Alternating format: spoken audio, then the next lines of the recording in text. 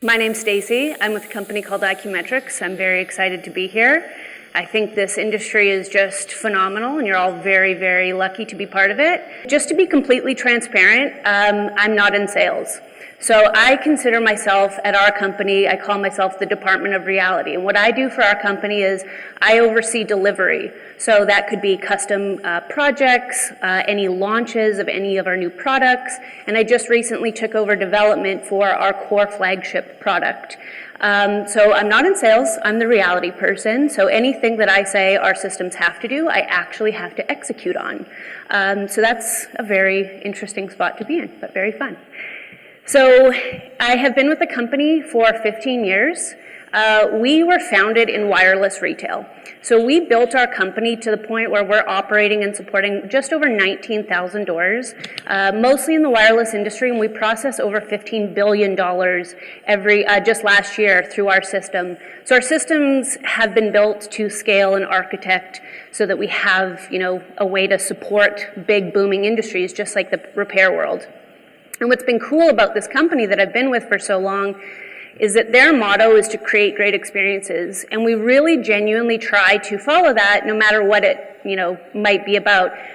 Retailers using our systems, their customers using our employees, customers walking into your door. What's the experience that needs to happen in a retail store?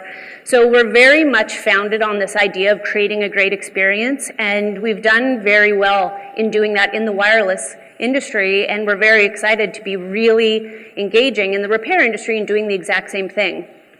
So the thing I want to talk about today is the fact that repair retailers are selling an experience. You're not just selling products and services. So what I want to do is focus what I want to talk about what have we learned in the wireless industry as an operational thing, that retailers need to consider that you can take to your business. What are the best of the best retailers doing out there besides just selling products and services to make sure that that experience is just perfect in the store? This industry, of course, is just booming. Over $24 billion is what we estimate it to be worth right now.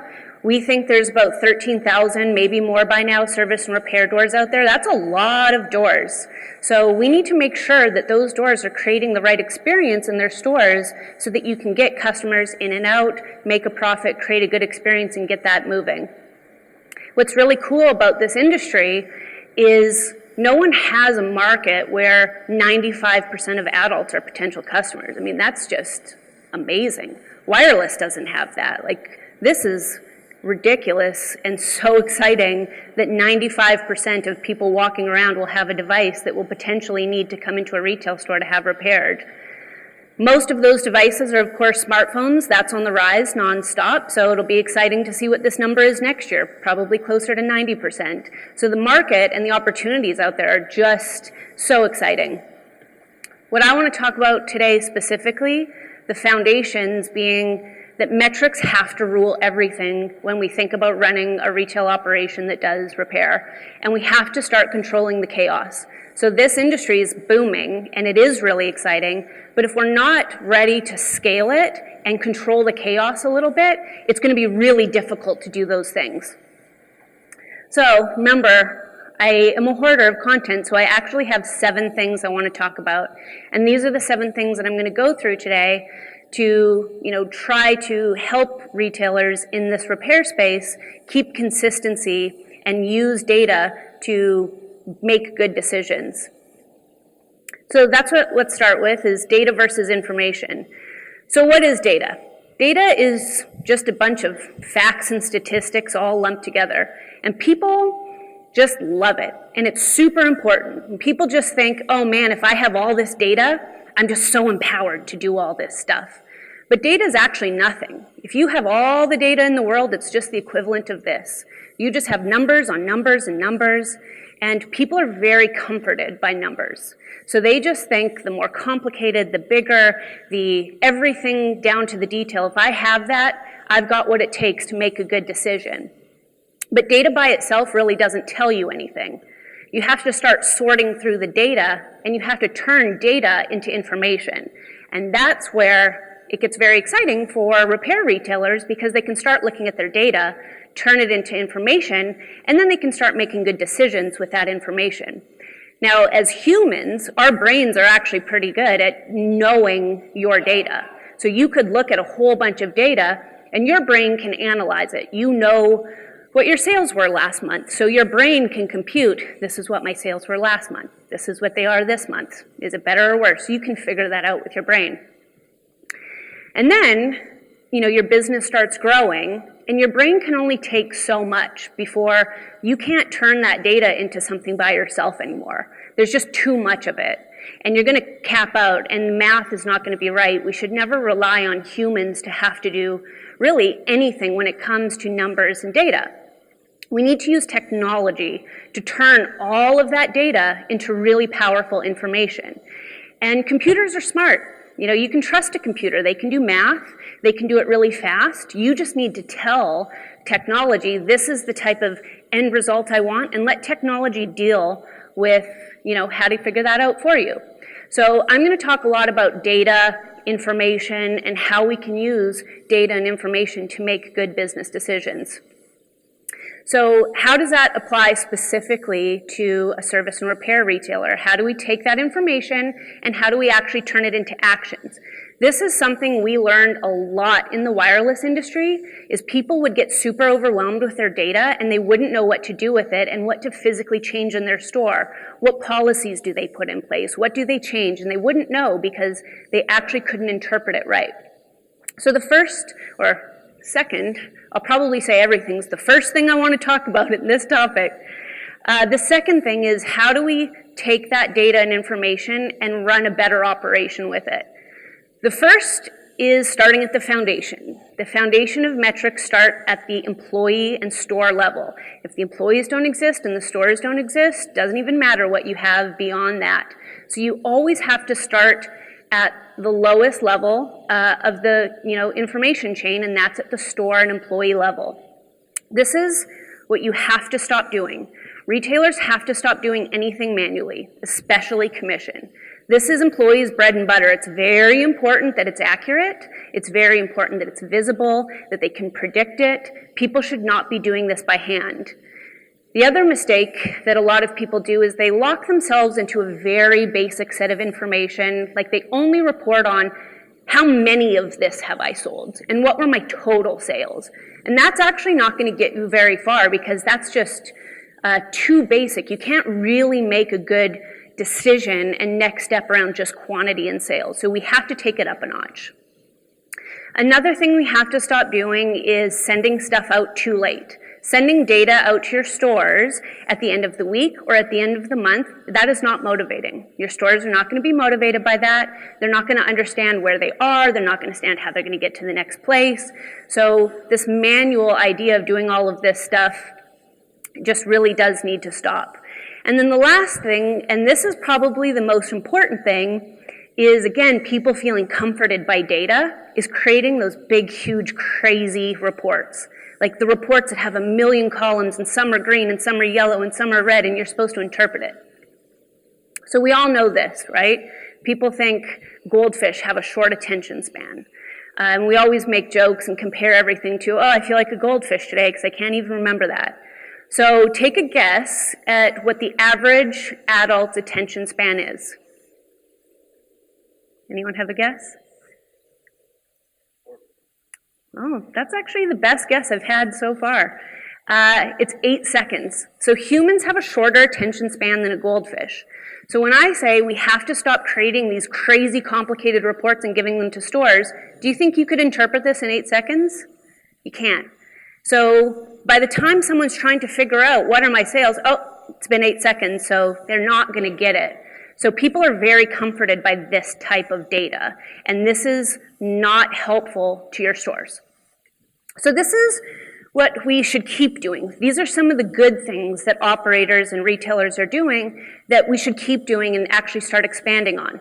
First, remember, note not just quantity and not just sales.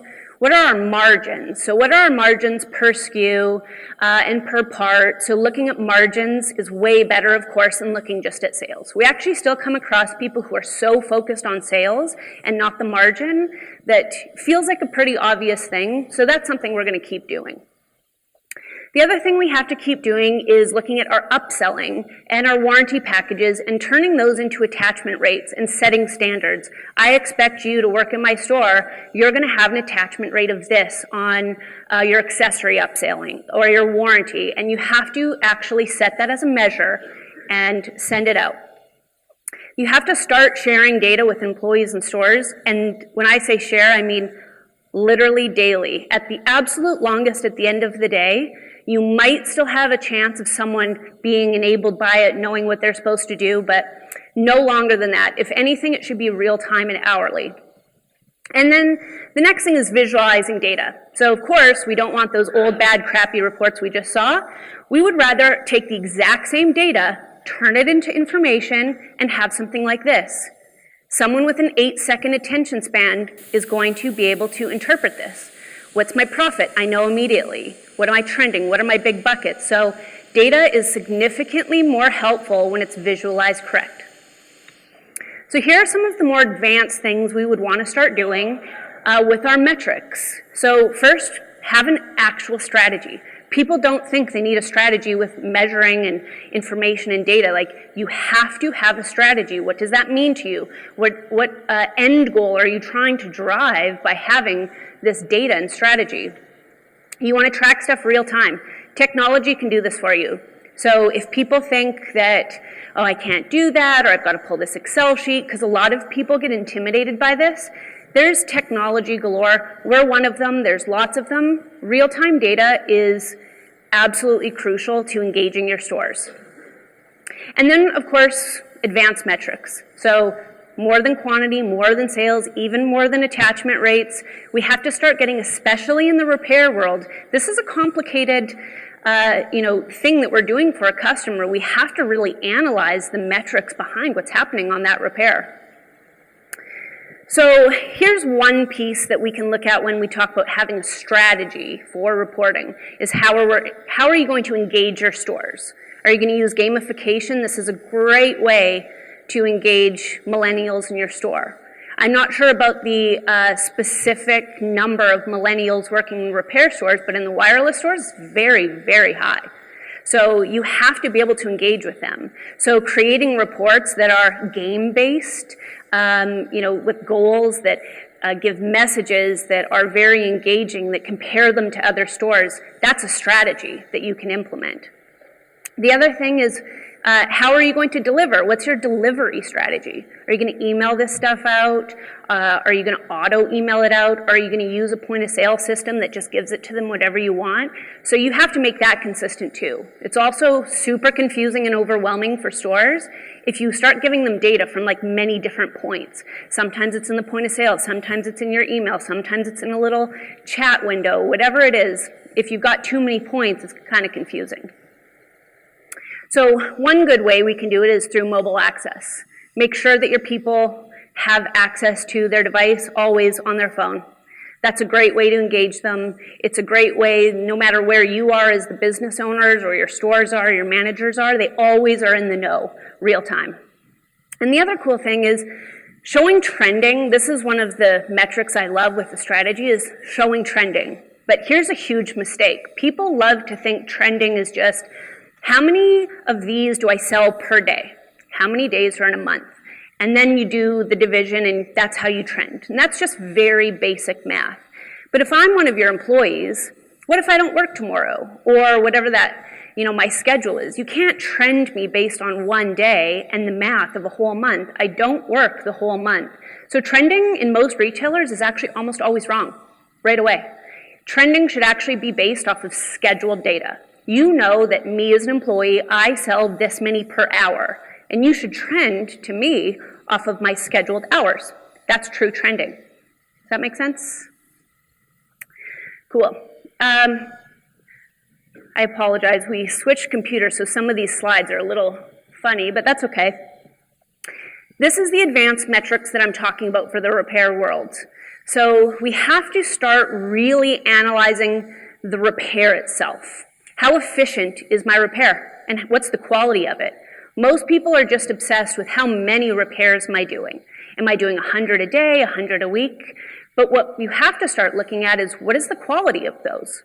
How many are coming back?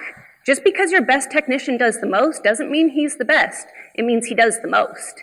And if they're just fast and crappy and they're all coming back, that's not the right person that should be the only person that you're pushing the repairs to. So you have to start measuring efficiency and quality of your repairs. The other thing that's really important is customer satisfaction scores, especially in this industry. Social media is very important in this industry, should be important to the retailers. So taking that data and comparing it to your sales, also very important.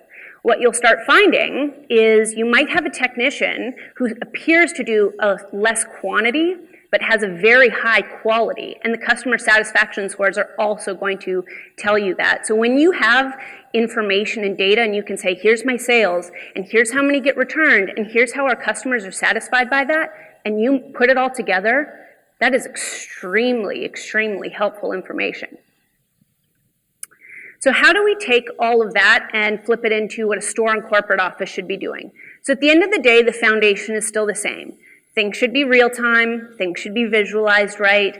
It's just you're taking that same strategy that you built for the employees in the stores, and you're doing the same thing for corporate. So you're finding a way to visually show you as the owner-operators, as the inventory managers, what do you need to know and how can you visualize it? So this is just a quick check and then you're on with your day doing the rest of the things. You should be able to quickly visualize and see your financial information, your inventory data, all of your KPIs. Information and technology should be able to tell you, hey, these are your top sales reps, technicians, stores, or here's something that's struggling. And you should be able to just set up technology and reports to tell you all of that. The other thing that's very important at the corporate office level is foot traffic. So as retailers start growing, it's very important for you to start measuring how many customers are actually in your stores. You know what you're doing, but do you know your conversion rate? Do you know how many people actually came into your store and you actually converted into a sale or a repair? Probably not. So having a strategy for capturing foot traffic data and then taking that foot traffic data and putting it with your sales history, that's very powerful. You can take that information and make some really good decisions with that. Same goes for scheduling. So how are you scheduling your stores? Is that efficient? Is it not efficient? So technology should be able to help you take, am I scheduling people in my stores when I actually have customers there? In wireless, we saw this huge trend where people always started a schedule at noon. And noon was this one time where they would start their second shift of the day, noon or 1. But they actually realized people weren't actually in their store until 2 or 3, and that was maybe the busiest time. So depending on your mall or wherever the store is located, the number will be different, but you have to be able to tell when are customers in my store and when do I have people scheduled. You don't want to overschedule, and you certainly don't want to underschedule, so having the ability to do dynamic scheduling and combine that with foot traffic data, that's amazing information. And you can really be efficient in your scheduling if you take that data and look at it right. So just very quickly, the big takeaways for metrics. Use information, not data, to make your decisions. Report on advanced things like quality and efficiency of your repairs, and visualize your data nicely. Those are the top 3 things I would hope you would take away from that. So the other topic that data is very important with, and not just data, just operations in general, is inventory management. So I was in wireless for 15 years. I saw this go from being very young and there was no process and no policies to now wireless retailers are on point with their inventory. They know exactly how to do it. And we just need to replicate what other retailers are doing and bring that into the repair world. So specifically, inventory counting. This is one of my absolute favorite topics to talk about, but I'm going to try to be fairly to the point on this one. These are the topics that I think the best of the best need to know about in their operations. So when we talk about counting our inventory, you have to blind count it, and that means you hide your serial numbers. Stores should not know what serial numbers they're supposed to have when they count inventory. With our wireless customer base, everyone showed every serial number, and it didn't seem wrong. And when we looked at everyone's data, 95% of all of the count sheets that were out there, all of the inventory counts, they were all perfect. Do you think 95% of all stores just have perfect inventory every single time? No. No one has perfect inventory. But data looked like they had perfect inventory. So you have to hide that. And that keeps stores accountable because all they're allowed to do is count what they physically have. They can't just look at a list and be like, yep, have those. And I will tell you, when people implement this, it's always very upsetting to the stores because it takes more work for them. So stores completely hate this, but it's something that's totally worth it. And once you kind of rip the Band-Aid off, it's just totally worth it. You'll see your inventory counts get way more accurate. The other thing is counting more often. Retailers who are typically just starting out, have just a couple stores, still count just once a month, or less, sometimes once a quarter. That's just, honestly, just not acceptable. It will come back to bite you at some point. And I'll talk a little bit more about that and how we can avoid that. But what will happen for people who are counting once a month or less, you just end up writing off big chunks of inventory every time. And there's no way to even audit it. How do you even know when that part went missing? You'll have no idea. So we find that the right middle ground is counting once a week, serial numbers once a week, spot checks for non-serial numbers once a week, and full count once a month. And then there are the best of the best operators who have nailed this. They know exactly how to do it, and they count their serial numbers every single day. And they do it either when they start at the beginning of the day, when they close at the end of the day. This is something having a strategy around has to happen. Because you will just write off so much inventory and you'll have no idea why.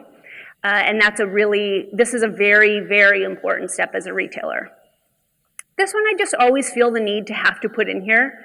I can't tell you how many inventory rooms I've gone in, and it's a disaster. You go in the back of a retail store and it's so messy, and you think, how on earth would you possibly count this? So very small thing, but keeping inventory closets very clean and organized will just completely change your life. And then how do metrics come into play? You should set inventory loss goals. There should be a measure. It's acceptable to write off this much per store, per week, per month. And you shouldn't be quick to ignore small write-offs. Those small write-offs add up to a lot. And someone will find a hole somewhere where they'll steal little parts. And if people are just quick to ignore them and write them off, then there's nothing you can do about that. You should always be reviewing your counts within 1 business day. 1 business day is the amount of time you have to make it right again. Recount your items, and then really consider what do write-off values mean to your managers. So if you exceed what I say is acceptable for your inventory write-off, then I'm going to ding you in your overall profit of your store. So in order for us to be successful at inventory counting, we have to be successful at serialization. This is huge for repair retailers. Serialization is very important. Number one, if we serialize correctly, we get a very, very accurate visibility into our on-hand inventory, quantity and value. We know exactly that serial number, its cost, we know where it is. We know its accountability, we know how to trace it. A serial number is unique, we can see all of the history. It's an amazing thing for you to be able to start creating the right experience when you can see exactly where all of your parts have been. And of course, it has to be your next step for your recycled products. So in the repair world, this is a quick average view of part values. There's a lot of cheap, very high quantity parts. There's mid-range value of parts, and then there's the high range. And they really kind of just naturally fall into, buckets of value. So when do you actually serialize and not serialize? This bottom bucket of very cheap items, don't serialize these. It's just overkill. People think they should either serialize nothing or serialize everything, but if you serialize every single little thing, it's just going to kill you operationally. And you're just going to get into a whole time of wasting too much time putting the serial numbers, putting the barcodes, counting the barcodes. This we never suggest as a best practice. This middle bucket is really where the decision needs to be made. Do you think it's worthwhile to track the items in this mid-range bucket? And that's completely up to you, but if you're not committed to the right inventory counting, to how your inventory rooms are set up, to your process when you receive your inventory, this will backfire on you. So don't serialize these if you're not going to be accountable to the other parts of why serial number matters. And don't feel comforted just by having them serialized. So this is a mistake some people will do, is they'll serialize these parts, but then the rest of their operations don't support it, and it just becomes a burden, and because there is overhead required. And then, of course, the top bucket. These expensive ones, you have to serialize them. If your vendor doesn't serialize them for you now, you need a system that will auto-serialize them for you. You're going to say, make a hard rule. At this price point, anything that comes into my system, I want it auto-serialized the second it walks into my store. And from the point it walks into your store, you'll know the history of all of those items all of the time. Forecasting. This is another place where information is going to completely rule how you operate with inventory forecasting. Inventory decisions are just constantly better if you base them off of information and data and not just what do you think it should be. So this is our approach to inventory. We feel it's a three-step process. First is setting our min-max. So what I want to talk about specifically for the repair world on min-max is virtual quantity. And this is something that's very important in the first step of getting accurate forecasting. Virtual quantity is basically not what do I have in stock, but what do I have in stock plus what do I expect to receive from a vendor, plus what do I expect to ship out to another store, receive from another store, what's pre-committed to a customer already, what's already in a device. It looks at all of the things relevant to that SKU, not just what do I have on hand. Because what you have on hand is actually only part of what you need to consider when you forecast. And then, of course, you want to look at your sales history. What have I sold in the last 21 days, 30 days? And then what are things that a system can't know? Do you have a sale coming up this weekend? Is a new device being launched next week that there's no history on yet? So that's what a virtual quantity and min-max would be. Stock balance. This is a very big missing gap for a lot of retailers. Most retailers don't do this. This is crucial. If you go past 3 stores, you should be doing this. Before you order more, you should be seeing what you already have. If one store is overstocked, send it to the other store, the store that needs it before you order it. Technology should be able to automate this for you and just tell you what you need to transfer from store A to store B. And then at the end, you send the min-max, you send your orders to your vendors automatically. And I just want to focus on the word automatically. You shouldn't have to do manual work here. Technology and systems should be able to say, this is what you've ordered, great, send it to the vendor. You don't have to push buttons or do anything there. When you let systems, technology, information, data run your forecasting, you'll have real accurate numbers in your store. What you don't want to do is emotional ordering. And then we have seen this in wireless over and over and over, where people order with their emotions. That's going to be the next best thing, so I'm going to order 1,000 of them. And 2 very good examples of that we saw a bunch of retailers stock and then subsequently write off. The selfie stick, of course. People just thought they were going to sell thousands of these, so they ordered thousands. And then they couldn't sell thousands, and then they wrote off thousands because they used their emotions to order it. More recently, fidget spinners.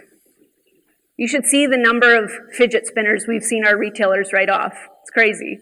So, point being, don't use your emotions to order inventory. So the things you want to take away from the inventory side of things, count more often. You can't count enough. Your inventory is your baby. You have to count it. Serialize your products and don't use your emotions to order. Use technology. So creating consistent sales flow is the next thing I want to talk about, and this is where we have seen a lot of retailers work very hard to create their consistent sales flows in the floor. So the first thing is people who create a store flow for a retailer based on what the back office needs, that's not going to work. That will backfire eventually. You should create your sales flow based on what the store needs. Good example of that is a trade-in flow or a buyback flow. This shouldn't be overcomplicated. This should be an integrated, technology should do all of this for you, very basic. What do you want to do today? You want to trade in a device? Do you want to trade in a computer? What's the status of that computer or that device? Does it turn on? Does it not turn on? All of the things that you need. Technology should make that very consistent, and that shouldn't be done based off what's convenient for your back office. That should be done for what's the best experience for our stores to get through a transaction quickly. Here's a good example. Someone walks in, they've got a broken device or something's defective. If the answer is yes, is it broken? Technology should be smart enough, and again, I apologize for the weird formatting. Technology should be smart enough to automatically be like, yeah, if the employee said the device is broken, the screen is broken, we should know that screen is broken, bring it back into stock, put it in this status, put it so it's not affecting my in-stock quantity and affecting my ordering, and that should be off of one question. Is that screen broken? Yes or no? And if the answer is yes, automate the rest. The store shouldn't have to do a bunch of convoluted things with a bunch of SKUs to make the math work for the back office. So then, of course, systems should be able to know, I brought in this many broken screens, this is how many I need to ship out to my vendor. And it should just automatically do that for you. And then when your vendor actually sends you payment for those devices, you should be able to reconcile them. And a system should be able to just bucket all of those steps automatically for you. And at the end of the day, it was one button, one question to the sales rep. Was that screen broken, yes or no? Everything else just naturally happens. You have to automate that. This will crush store productivity, and your numbers will be wrong. And it's going to be a reconciliation disaster if we don't make that flow really, really smooth. The other thing is often overlooked, but how important it is that you actually consult with your stores on if something's not working. Your stores are your best assets. Your employees have so much knowledge, and you should really ask them. If you're considering doing something, it's just unbelievable what your stores can tell you. A good example that we came across was cash management. Our first pass at if you were going to open your drawer or close your drawer was so convoluted, people just couldn't even follow it because we designed it originally based off of the back office. What would be best for the back office to reconcile the cash that shows up in their bank? And so that's how we designed it, and it was just not good. So stores were just begging, I need something easier. So stores were actually amazing help for us in particular on how to make it easier. So we made the math very, very easy. And you should make the math very, very easy for your stores. And getting that data collected back from them on basic topic like this will really help out. And then the last thing is don't over-architect the sales experience. So some people will over-architect and add so many steps to what a repair would look like that it's just going to hurt the end result in the customer experience. So here's a good example. Someone walks in and what's wrong with the device? So this should be very basic for someone to go through. We don't need, an over-convoluted way of figuring out what is wrong with the device. And we shouldn't be using paper for everything. I find repair shops are paper overload. There's a paper checklist. There's paper that gets wrapped around a phone. There's paper to sign here. There's paper for everything all the time. So we need to cut out all of the paper. So another over-architected experience with paper is the checklist. What are all the things that are broken with this phone? So having an automatic, easy way that can, make it nice and smooth for the stores, crucial. And this is a big, big thing. The other thing, specifically with paper, is the acknowledgement of when customers need to acknowledge something. So, for example, if the device is running warm, a lot of people print out a piece of paper, have the customer initial. Is the device, has it been exposed to liquid damage?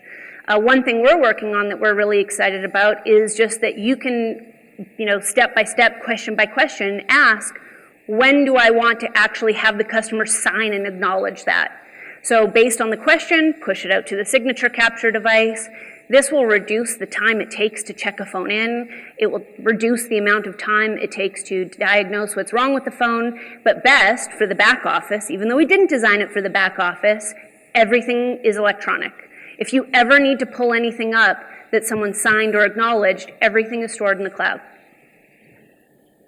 And then very basically, and this is, to me, cutting out paper 101, is when the customer leaves and they pay for something, that we email it to them. And this does several things. Obviously, it's good for the environment, but it gives you the chance to upsell your customer one more time. We can attach a coupon.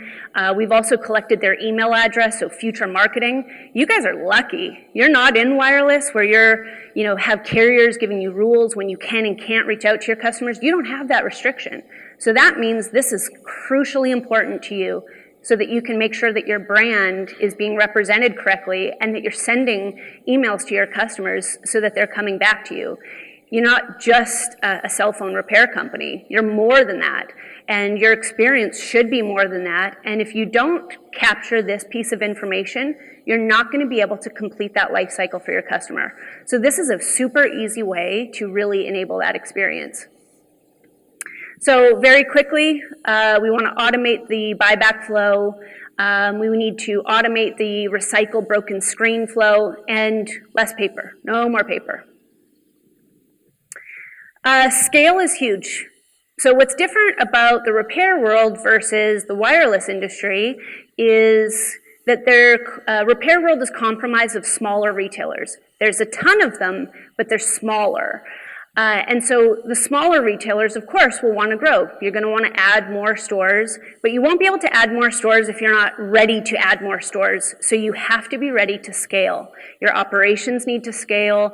Everything needs to scale. So it doesn't matter if you have one store. You should assume either that one store is going to be so busy or that one store is going to turn to 10, 20, and so on. Everything should be architected to scale from day one. And the biggest part of that, we think, is the partners that you choose. Partners are crucial in this industry. So picking who you're going to partner with, and luckily for us, there's amazing partners in our ecosystem, in the repair world, in the wireless space. What we actually saw in wireless, so consider this, is that we found a lot of wireless retailers thought that they could replicate what partners do as their lifeline. So we saw tons of people build their own trade-in program, and then we saw tons of people not be able to scale it, and they shut it down. So you don't have to build everything in-house. Be really good at what you're good at and let partners deal with everything else. So our current ecosystem of partners is huge. We have a ton of integrated partners in our network, and they are what have really made our product more than just a retail management POS. Take our POS with all of our partners, and that made us what is so powerful in the wireless industry. In the repair world, we're looking to fill in those unique gaps. So there's a lot of overlap in the partners from the wireless space into the repair space. But there's the unique things in the repair world that we're actively pursuing right now. And those are things like part suppliers, manufacturers. That should all be integrated. And there's some really amazing partners out there. Same with buyback and trade-in. Training is a very key thing I wanted to talk about, because training is one of the things that will block you from scaling. If you don't have a good training program or partner in place to do your training for you, you won't be able to scale with all the new devices, all of the new things coming into your space, ensuring all of your stores are certified to do that. Training is a very, very important one. So a training partner is something I would encourage everyone to really look at while we're at the show. And same with scheduling. So we're looking at a couple scheduling partners so that people will be able to go online, schedule an appointment, and that will push automatically into the POS. And that's what the consumer expects. So it's what we need to give to them. We need an e-com solution that has scheduling online, because again, it's not just about the quantity of devices we're repairing in a store. It's everything together, and partners will help you with that. This is another tiny little thing. But I've seen so many retailers do this mistake. I call this the two cell phone guy, but you guys can, interpret it however you want. This is the person who works for you that does everything. They probably have their personal phone and a work phone, or just one phone that rings off the hook, but it's the person who does everything. They do your ordering, they do your reporting, they fix your stores, they reconcile. This person's amazing, and they're so smart. But if this person gets sick, God forbid quits, will literally just cripple a company. And it's very not scalable to have one person that does everything. So the good thing is, as we automate things at the store and make our operations better, we should have people and resources available to help out our two cell phone guy really start to scale things. We should not do this. This is too hard to keep up with as the industry grows. And of course, we need to cut out as much human element as possible. So this is what most every single retailer does today. They have a human who gets a lot of data, and they get this data from, a point of sale or a system or a vendor, and they manually figure out what parts of that data do they want to send to their financial system or their payroll system. Almost everyone does this by hand. This will also backfire. Anytime a human is doing something, there's a chance that it could be wrong. So this is good, but this will cost you a lot of money, and there will be a chance that it will have mistakes in it. You don't want to do that. Mistakes are not good, especially when it comes to your finances and your payroll. So you should automate this. There are all sorts of ways you can do this. There are systems like ours, there's middleware, there are all sorts of companies who can automatically do this for you. This is worth it. Because this will save you so much, and the feeling you have when your numbers are right, you can't put a price on that. That's a very good thing. So always automate as much as the back office as you can. And we have seen several retailers who have scaled, they've grown in locations, they haven't scaled the back office, and their solution is add bodies to the back office. It shouldn't matter if you have 1 store or 10 stores or 50 stores. If your payroll's automatic, it's automatic. You don't need more bodies to do that. And you don't need more bodies to take data and manually figure out what you want to put in your ERP. The other thing with scale is reconciliation. And I can't preach this one enough. I would talk for a whole hour if they gave me just on this topic. Reconciliation is key for your back office. Automate your data to your systems and then focus on this. These are things that everyone has to do, and it's not just the obvious things you'd reconcile. You want to reconcile, what does my store think they have in cash? What actually showed up in cash? What did I think I ordered? What did my vendor bill me for? You would not believe how many people don't reconcile some very basic things, and you would not believe how much money is out there that a retailer is losing out on because they didn't make sure and do their checks and balances on their reconciliation.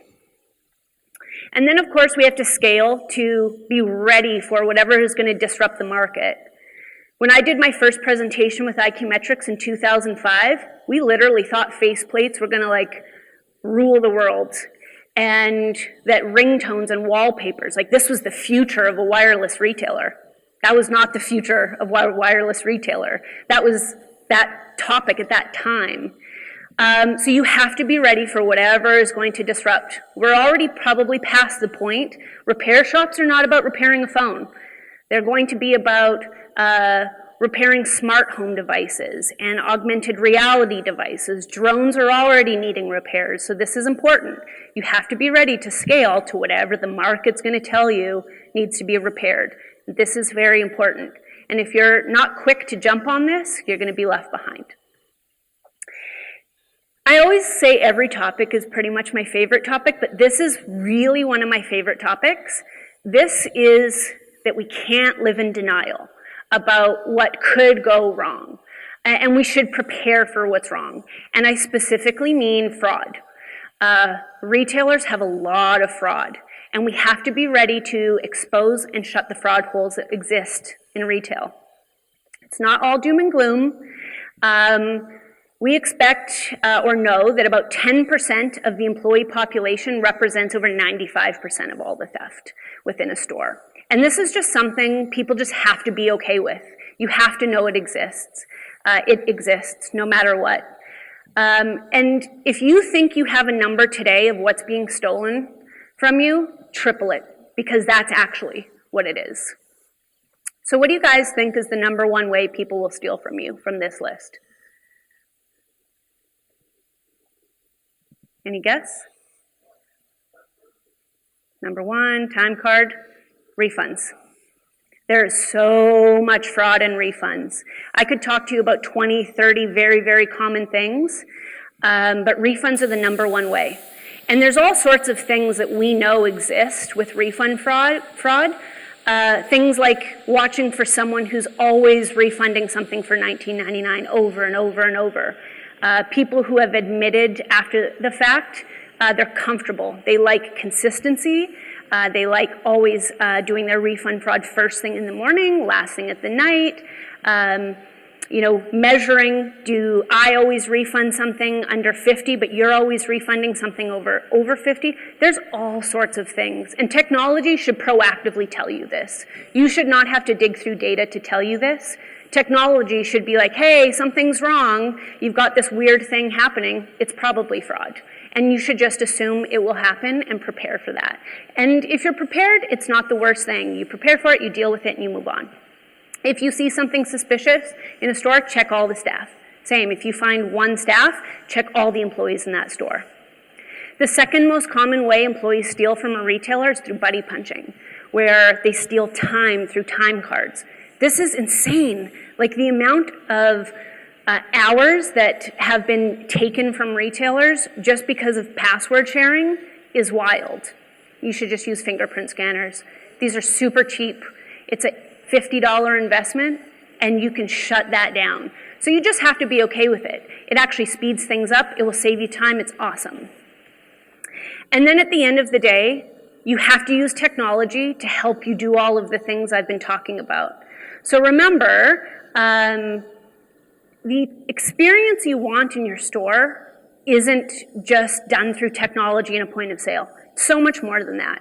The experience in your store is, how is my customer interacting with my brand online? When they're in my store, what things do I have on the wall? How am I engaging with them? An omni-channel experience is pretty much mandatory in retail now, and we have to start implementing technology to achieve that right experience. A very good example of this is dropship, and there are partners in the repair world who do this today. And this is a way where you'll never miss a sale. If a customer walks in your store and they want something, you're going to be able to send it to them. They're going to pay right now, it's going to be at their door, and you don't have them leave your store and go on Amazon and buy something. So dropship is something that exists today, and this is a crucial part. But I would encourage you to talk to your vendors about this today, because this is actually up and coming really fast. If you're not doing this now, you're going to be behind pretty quick. My shameless plug, of course, is our system is a great system for retailers, especially retailers who want to scale and be accountable. And like I said, I'm a rambler, so these are other things I would have loved to talk about today, but of course didn't have time. We would love to ask you to come see us at our booth. We've got all sorts of things. I'll stick around if there's questions, but there's so much more to the repair world than what I talked about today. Those were just a couple examples. And before I leave, I wanted to give thanks to a few of the retailers out there who have really partnered with us in helping us really support the repair market. So Stay Mobile, Simply Mac, and iFix Your Eye have been very supportive with us, and I just can't thank them enough. We're not claiming to be a company that knows every single thing about the repair industry, but we do know retail. And we know retail operations very well. And we have technology that can support retailers and their operations. And people like this and other retailers are going to help us really make our program just amazing. We're so excited to be here and be part of this really exciting industry. Thank you guys so much. I really appreciate it.